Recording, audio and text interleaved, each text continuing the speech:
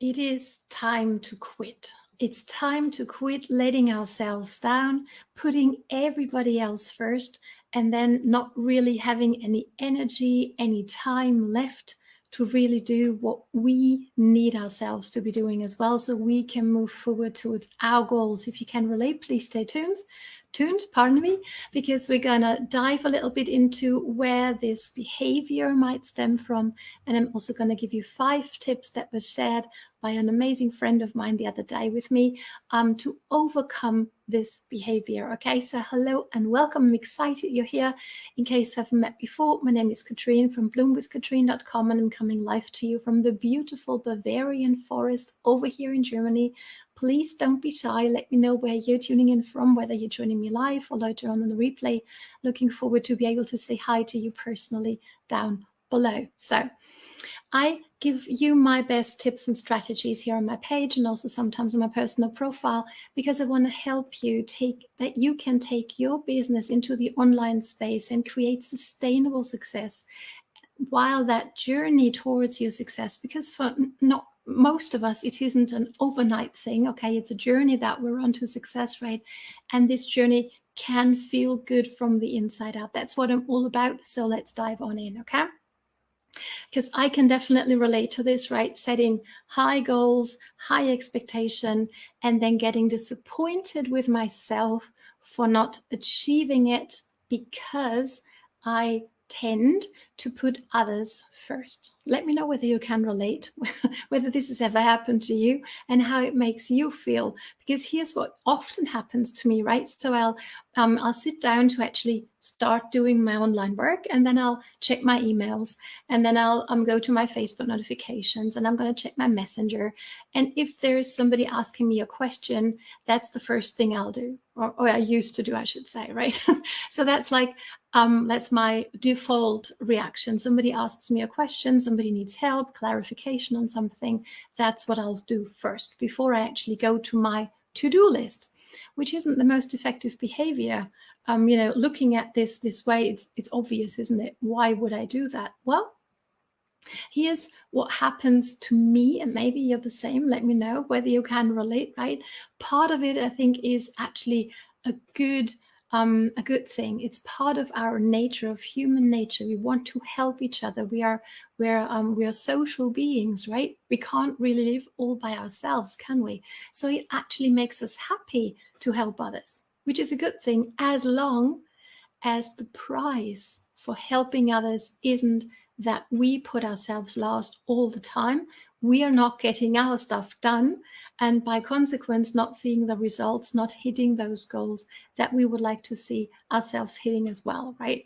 And what can be part of the equation actually is a lack of self-belief, a lack of self-worth, a lack of self-esteem, meaning, oh, what are they going to think if I tell them no? What are they going to think if I don't respond to them immediately? What is it that they are going to think? So I'm putting them and, whoever that might be, right, first, before actually doing the things that I know are going to get me closer to my goals. So let's find a balance here.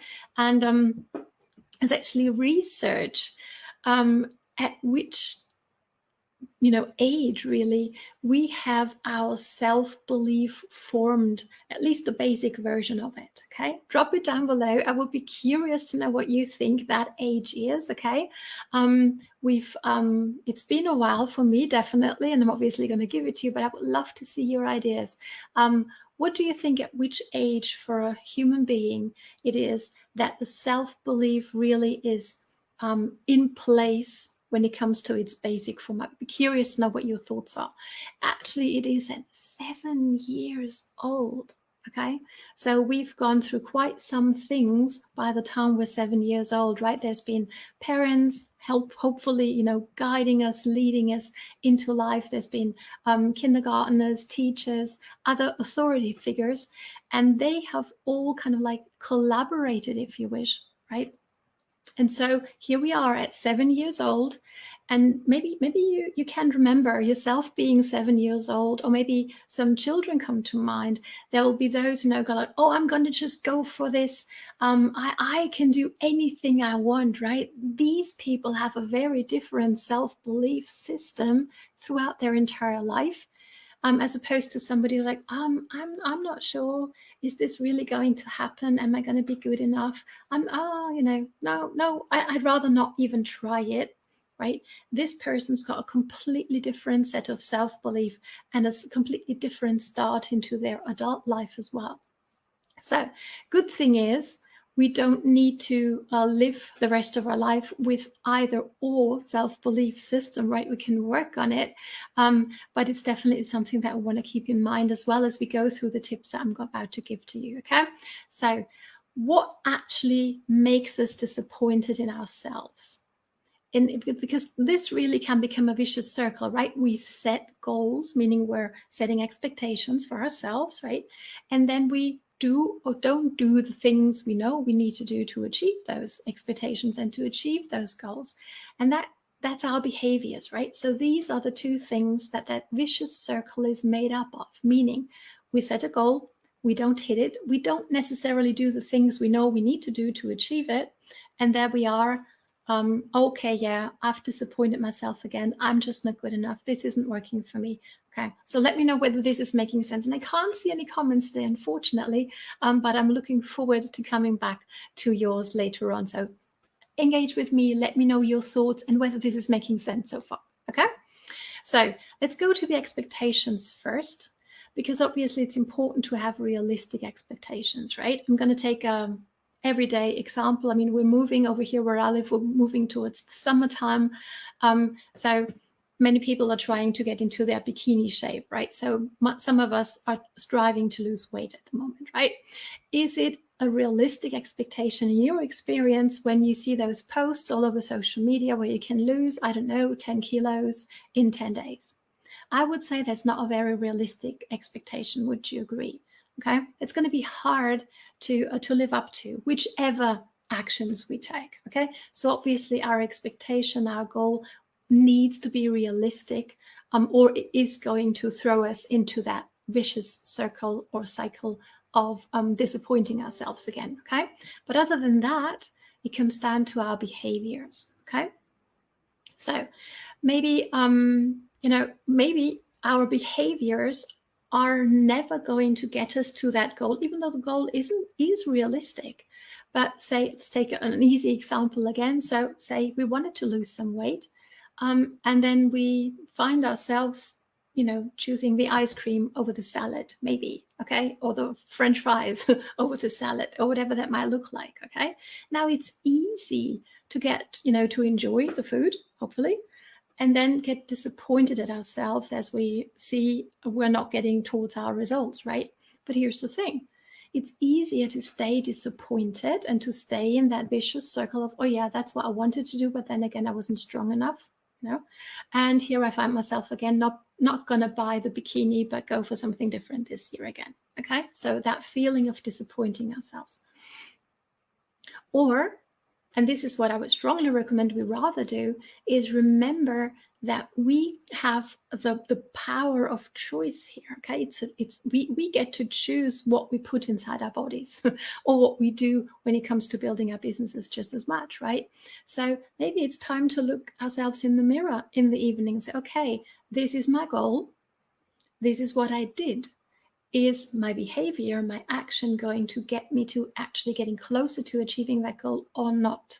And if not, okay, what might I do differently tomorrow? So let's dive into the 5 things that we can do to improve our behaviors, because sometimes that's easier said than done. Would you agree? Okay, so let's dive on in here. And number 1 is, and this is a huge one, and you will know what this is, okay? This might not be new, but my challenge to you is, take a look at yourself in the mirror and check in with yourself whether you're actually doing these things, okay? Because that's what's going to create the success, what's going to give you the results, or not so much. So number 1 is planning.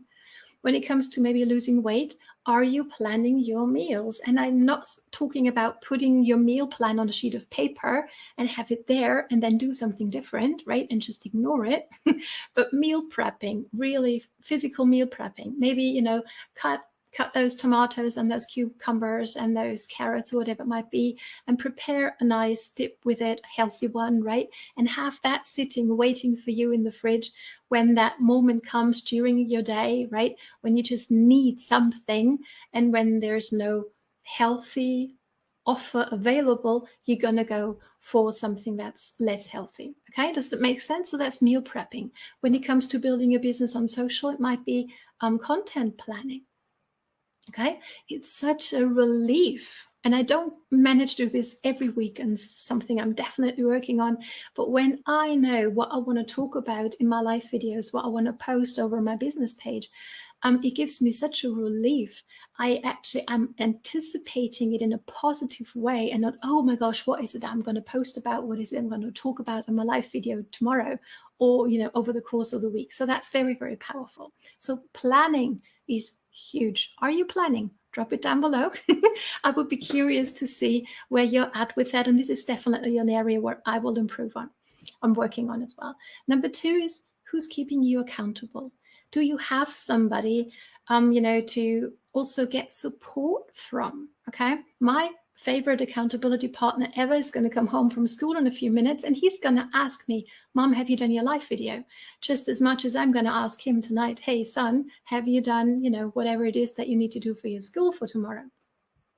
And that's not necessarily always, oh, it's okay, you didn't get it done, oh, don't worry, you're going to do it tomorrow. No, this is about, okay, when are you going to do it? Let's hold ourselves accountable, okay? Not to be judgy, not to, be negative with each other, but really in this positive way, really holding each other accountable for what it is that we say. And that's a huge part as well. Okay, so tell your accountability partner, maybe it's somebody on your team, maybe it's a friend, maybe it's a child. I can only really recommend this. Doing this with my son is awesome. Doing it with your sons, if you have one, obviously, or your daughters, it's awesome. To me, my son is an awesome accountability partner, right? Tell people what it is you want to do. And if maybe it's a health goal that you have in your family, tell the person who tends to buy the food, or who tends to bring home the chips, who tends to bring home all the sweets, right? Hey, for the next 2 to 4 weeks, let's not buy that stuff, so we don't have it available. So that's actually going to set us up all together for success. Obviously, it's going to be easier if everybody joins in on that, bikini shape in your family. It's going to be easier that way. Okay, does this make sense? Let me know. So step number three is value yourself enough. Now, when my friend Helen shared this really hit home for me, because I've planned and I've had an accountability partner for some time, but sometimes it still would happen to me where I go, okay, I'm going to put that person first. This person needs, this need of that other person is more important than myself getting my stuff done. Let me know whether you can relate to this one. This is huge. And this is where we come back to self-worth, self-esteem, self-respect, right? So let's value ourselves enough. Now, what might we do? Because it's something that we can easily say, right? But how might that look like put into practice? For me, I've actually put this on my mirror, right? Because I like to check in with myself once a day at least, and have an honest look in the mirror, not necessarily into the real one, but this one I use it for. So I'll write my goal up on the mirror, okay? So everybody can see it. I'm proclaiming it kind of in my family as well. Oftentimes I'll do it in English so they don't understand, but that's a story for another day, right? So I see my goal, I see my expectation when I brush my teeth in the morning, at night, right? It's front of mind. That's huge. And then also, it's reminding me also of, okay, and where am I self-sabotaging myself? Okay, so keep it front of mind, have it present, but also do your check-in with your mirror. Look yourself in the eye at night and in the morning and go, okay, how about yesterday? How about today? Was I able to really follow through? Was I able to value myself enough on this day? And if not, what's one little thing I might tweak tomorrow to give more room to valuing myself enough. Okay. So step number 4, or tip number 4, really is start small and build up to that huge behavior change. Okay. It is about baby steps. Baby steps taken consistently are going to take us way faster to our goals than those huge jumps, right? That we might or might not take because they're so huge. Can you relate? Right? So achieve a bite-sized goal, cut it down a little. How do we eat an elephant? We cut it in bite sizes, right? A project that we want to do. Let's create a new pattern also inside ourselves, inside our mind, and also in our experience. Okay, let's have something. Okay, I'm going to reach out to one person tomorrow if we're talking about building your business on social media, right? I'm going to grow my network by one person a day, and I'm going to do that. And I can reach out to one person a day. That's not too much. You can really do that on any day, really, if that's what you want to do, right? Or I'm going to choose an apple once a day over that bar of chocolate, okay? And I'm going to value myself enough to follow through with that. It's not hard to do, okay? And then as I progress, and I won't compare myself to others because that's always a downfall, okay? I'm going to progress. I'm going to focus on my world, on my goal, my one little goal for this one day. And I'm going to experience that I can follow through. Okay. And that's how I'm going to build a new pattern of behavior and of thinking and of experience. So I can actually armor myself when when those doubts come in and those fears come in and say, okay, well, this is what I've been able to do. Okay. I've proven it to myself. I can do this. So it's very powerful. Start small, baby steps. Enjoy them and celebrate them as well with your accountability partner. Number 5, and this might sting, and this is something that definitely got to me when Helen shared this, was gratitude. Now, I like to consider myself as a grateful person. Maybe you can relate. Definitely, it's part of my morning routine to remind myself of all the things I'm grateful for. But more often than not, I feel myself, I'm going through the motions and I'm not really letting that gratitude fill my entire being. And that's when it's at its most powerful. Okay. So, because this is actually something that we all need to remind ourselves more of, I think, especially when we find ourselves not following through with valuing ourselves enough, with not always and only putting others first, but also putting ourselves on an important position, at least in our life too, okay, is how grateful are we really when it comes to our body, to our health? How much do we take for granted when it comes to that? How much do we take for granted as well when it comes to family members? And I'm definitely one who does tend to take things for granted there as well. And Mother's Day, it was yesterday for me, my part of the world, right? What a great reminder to really say, hey, Mom, thank you for all you do. It's so easy to start taking these things for granted, right? And they're not. They're not to be taken for granted. Right?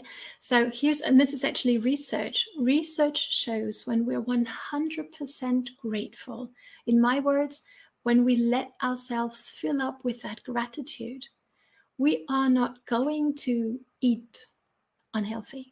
Because how could we when we are aware of what a gift our health and our body truly is, and we get to live and we get to wake up in the morning and our breathing is working and our skin is feeling good, and we get to move and we have all our limbs and all these things, right? And I hope you do. And even if you don't, you can still be grateful for the things that we have, and that's going to help us rise over so many challenges in our life. And it's also going to help us do the little steps, the one on the daily basis that we need to take to achieve our goals. Okay. When we are really 100% grateful for our family members, there won't be abusive words. There won't be negative language because we are so grateful we get to live life with them. Okay. And I hope you can feel that 100% gratitude is something different than, yeah, I'm grateful for that. Okay. There's a massive difference there. We can be 100% grateful because somebody presented a business to us that we can now build 100% on the internet from the comfort of our home. If we can let our entire being fill up with that gratitude, there's no room to be afraid to not talk to people about what it is that we have to offer. Or is there? When we are 100% grateful, there's no room for fear, there's no room for doubt, because gratitude is larger and more it's a stronger feeling than the others, okay? When we just let ourselves be filled up with that gratitude. So I hope this resonates a little with you. Let me know. So let's get more grateful, at least for me. That's definitely one for me. I'm going to get more grateful. I'm going to get more focused in on planning as well, and on working on valuing myself enough. So let me know what your biggest takeaways were from this one. Thank you so much for joining me. Have a great day and start implementing whatever it is that you resonated with right now, because there is nothing good on this world unless we actually put it into practice and we do things. So go out and have fun, and I'm looking forward to seeing you on the next training. Thanks for watching. All the best. Bye.